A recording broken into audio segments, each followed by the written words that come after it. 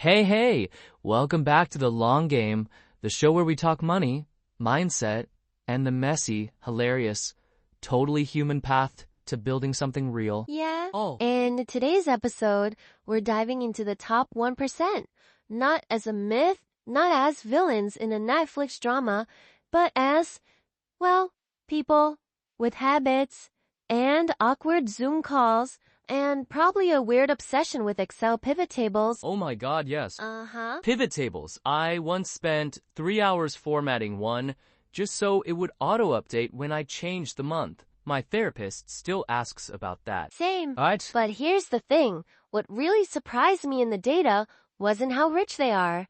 It's how structured their lives are. Like, imagine your morning routine.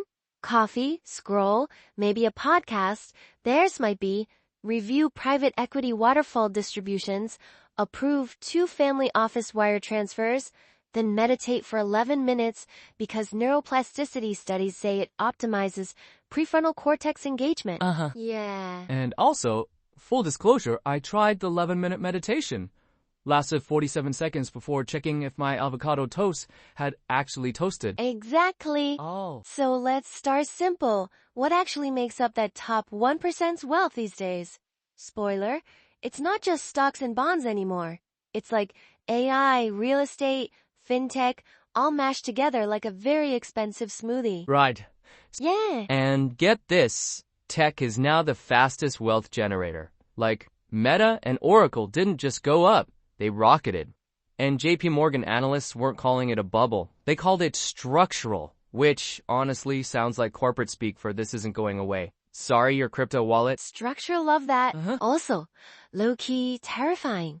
Because if it's structural, then maybe the old rules really don't apply anymore. Like, remember when diversifying to blue chips was the golden rule? Now it's allocate 30% to private equity, 18% to venture capital, and pray your family office has someone who understands tokenized real estate. Praise right. Yeah. Though, fun fact in North America, real estate is still the second largest asset class for millionaires, after securities, but before insurance or pensions, 30%. So yeah, even billionaires still stress about property taxes. Oh, absolutely. Right. My cousin's uncle, not a billionaire, but very serious about his rental portfolio, once canceled a vacation because his HVAC guy texted system behaving erratically. He flew home, flew to check ductwork. Okay, that's peak human. Yeah. But seriously, the regional differences blew my mind in Asia. Tech plus energy plus consumer goods are all firing at once. In Latin America, it's natural resources and financial market development, like iron ore and fintech startups launching in the same week. In Europe, Oh. it's like a Looney meets Instagram aesthetics.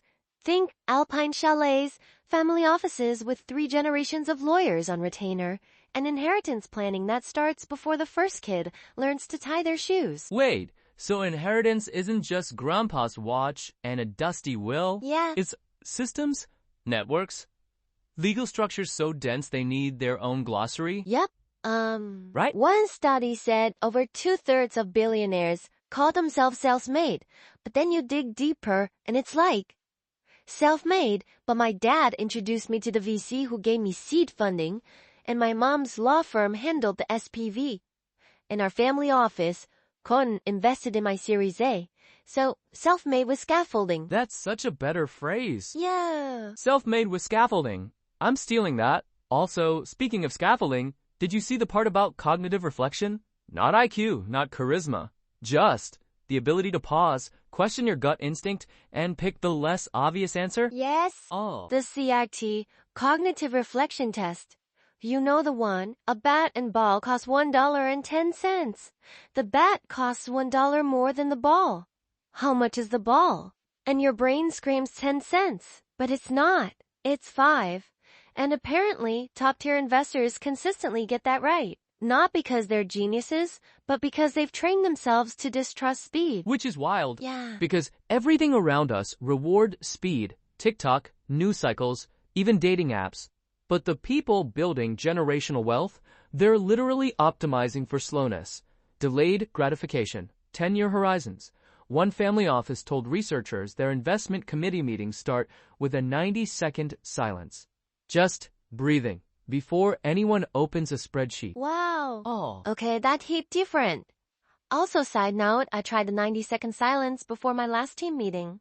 My coworker whispered, "Are we being held hostage?" Classic. Yeah. But back to behavior, leverage, not the I'll max out my credit card kind. The sophisticated kind, like family offices borrowing to invest, not because they're desperate, but because they know compound returns on borrowed capital can outpace inflation, plus fees, plus emotional decision-making. Right. It's not debt as danger. Yeah. It's debt as leverage, like a fulcrum. And get this, they hold 10% cash on average, not for emergencies, for opportunity. So when markets panic, they're not selling. They're quietly texting their PE partners. Hey, got bandwidth for a distressed buyout? Which brings us to networks. Oh, Not LinkedIn connections, but real ones, like White's Club in London or the Core Club in NYC, places where deals happen over oysters, not Zoom. And it's not about exclusivity. It's about trust velocity. If you've known someone for 15 years, shared failures, celebrated wins, you skip 6 months of due diligence. Hitjaka. Yeah. And the trust doesn't travel on resumes. It travels on shared history, which is why transnational networks matter so much. One study tracked elite families. Turns out the business deal signed in 2024 was seeded by a golf trip in 1998 between dads, who then introduced their kids, who now run funds together. So it's not just who you know. Yeah. It's who knew your dad and who your dad trusted enough to lend him $2 million in 8. And that's kind of beautiful. And also deeply unfair, like how do you build that from scratch? Ah, good question. Oh. And the research says you do, but it takes time, consistency, and showing up before you need anything. Like volunteering on a nonprofit board, not to get a contact, but to learn governance. Or joining an industry consortium, not to pitch, but to listen. Real social capital grows in the background, like moss on stone. Moss on stone. Yeah. I love that. Also, quick tangent. Did you know some family offices now use AI not for trading, but for scheduling? Like optimize calendar for maximum intergenerational alignment, minimize sibling conflict windows, and flag any dates overlapping with Monaco Yacht Show. Oh no. Is that real? Because I just asked my calendar app to find time for peace, and it suggested 3:17 am. Same. Yeah. But here's the kicker. None of this is magic. It's behavioral architecture, saving before spending, reviewing portfolios quarterly, not because the market moved, but because the rhythm itself builds discipline. Even tax strategy, it's not about loopholes. It's about intentionality. Choosing a municipal bond isn't just yield. It's saying, I value community stability as an asset class. That's oddly poetic. Yeah. And also slightly intimidating. But okay, let's ground it. What's one thing anyone could borrow from this? Not the yacht scheduling, the mindset. Oh. For me, it's the long time horizon muscle. Like, instead of asking what's my ROI in 12 months, try what skill, relationship, or habit would make me proud to teach my future kid. That shifts everything from extraction to cultivation. Yes? Yeah. Cultivation, not conquest. And honestly, that feels way more sustainable. Also, way less exhausting than trying to master pivot tables. Emma. Yeah. Okay, final thought. The top 1% isn't a monolith. It's entrepreneurs and execs and inheritors and quiet operators who built wealth through relentless consistency, not viral moments. Exactly. Oh. And maybe the most human thing in all this data? That even billionaires Google how to fix leaky faucet at 11 p.m. and then spend 45 minutes watching a YouTube tutorial before calling the plumber anyway. Which means Yeah. we're all just trying to figure it out. One slightly leaky, beautifully imperfect step at a time. Love that. Yeah. Thanks for being here. And remember, slow compounding, strong networks, and always check the ductwork. See you next time on The Long Game. Bye.